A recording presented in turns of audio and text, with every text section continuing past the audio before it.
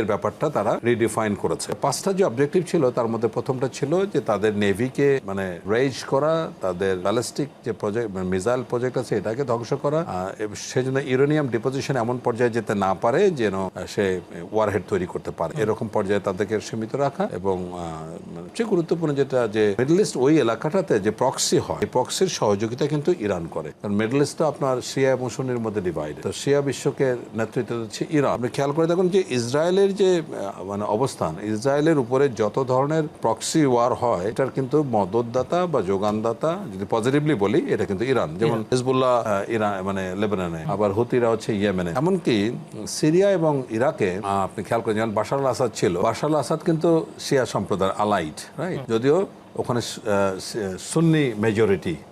আবার ইরাকেও মানে দেয়ার lot of সিয়া। এই পুরো বেল্টের মধ্যে যত ধরনের প্রক্সি হয় সবকিছু কিন্তু স্পন্সর করে ইরান। তো এই জন্যই চাচ্ছিল যে তার এই যে প্রক্সি ক্যাপাসিটি, সাপোর্টের যে ক্যাপাসিটি, এখানে যেন ডিমিনিশ করতে পারে। ফাইনালি ডোনাল্ড ট্রাম্প যেটা বলছিলেন যে 5টা অবজেক্টিভের মধ্যে সবচেয়ে সিরিয়াস যেটা, যে ইরানকে একটা শিক্ষা দেওয়া যাতে পৃথিবীর আর কোনো দেশ অথরিটিকে চ্যালেঞ্জ করতে, মিলিটারি অথরিটিকে চ্যালেঞ্জ করতে না পারে। ওনার তো this is call madman policy. US যেটা মানে ডোনাল্ড ট্রাম্প যেটা আরোপ করেছে, ম্যাডম্যান পলিসির জনক হচ্ছে গিয়ে আপনার রিচার্ড নিক্সনের আপনার যে ওয়াটারগেট স্ক্যান্ডাল থেকে শুরু করে ওনার ম্যাডম্যান পলিসির একটা বড় বৈশিষ্ট্য হচ্ছে যখন ফরেন পলিসি কারো বিরুদ্ধে অ্যাগ্রেসিভ হবে, এটা খুব ব্রুটাল হবে, যেটা এখন হচ্ছে, রাইট। তো এর মধ্যে দেখা গেল যে আজকে খোদ ইউএসএ তে যে আলোচনাটা হচ্ছে, ডেমোক্র্যাটরা তো বটেই, ইভেন হাফ অফ দ্য রিপাবলিকানস কিন্তু ইউএস প্রেসিডেন্টের বিরুদ্ধে চলে গেছে। আজকে কিন্তু তাদের ক্লোজ ডোর একটা ভোটিং হচ্ছে, রাইট।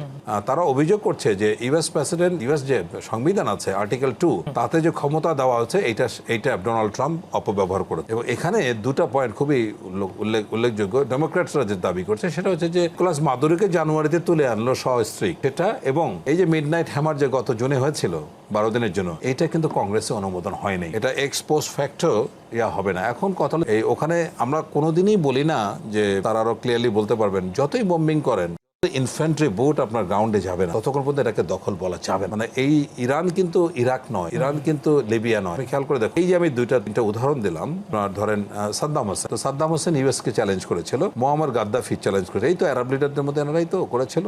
খুব সহজে যেভাবে বাগদাদে গিয়ে বাগদাদ দখল করা সম্ভব হলো ইউএস ট্রুপসকে দিয়ে, এবং সাদ্দাম হোসেনকে হত্যা করা হলো, সাদ্দাম হোসেনকে হত্যা করা, ফাঁসি দেওয়া হলো, তার মানে পুরা ইরাক শান্ত হয়ে গেল, সেখানে দ্বিতীয় কোনো লোক না যে এটাকে ক্যারি ফরওয়ার্ড করবে। একইভাবে লিবিয়াতে তাই, গাদ্দাফিকে যখন হত্যা করা হলো তারপরে লিবিয়াতে আর ইউএস বিরোধী কোনো এলিমেন্ট থাকলো না। কিন্তু ইরানের ব্যাপারটা ডিফারেন্ট, এটা তো সিস্টেম। এই যে আলী খমেনি 79-এ যেটা এস্টাবলিশ করেছেন, এত শক্তিশালী একটা ব্যবস্থা যেটার শেকড়ে পৌঁছানোর সামর্থ্য ইউএস এর নাই। মানে একইভাবে বলছি, যদি এখন ডোনাল্ড ট্রাম্প মনে করে যে বাগদাদের মতো, ত্রিপুলির মতো মানে ইনফ্যান্ট্রি ট্রুপস পাঠিয়ে তেহরান দখল করবে, তাহলে বোকার স্বর্গে বাস করবে। কারণ কি, ইরান পৃথিবীতে সবচেয়ে ন্যাচারালি প্রোটেক্টেড যে 2-3টা দেশ, তার মধ্যে ইরান হচ্ছে। 6000 বছরের ইতিহাসে শক্তি ওখানে গিয়ে টিকতে পারেনি। সুতরাং আপনি 2003-এ যে ইরাক ওয়ার 2 ছিল, এখানে আপনি চিন্তা করেন তাদের লজিস্টিক্স, এই যে ডেজার্ট ধুলি ঝড়ে পড়েছিল। এবং আরেকটা বিষয়, মানে এখানে আজকে যেটা ইউএসএ তো চ্যালেঞ্জ হচ্ছে, ডোনাল্ড ট্রাম্পকে চ্যালেঞ্জ করছে যে 2003-এ যে ইরাক ওয়ার 2 হলো, এটা একটা ফলস অ্যাকুজিশনের উপরে, একটা মিথ্যা ইয়ার উপরে, যে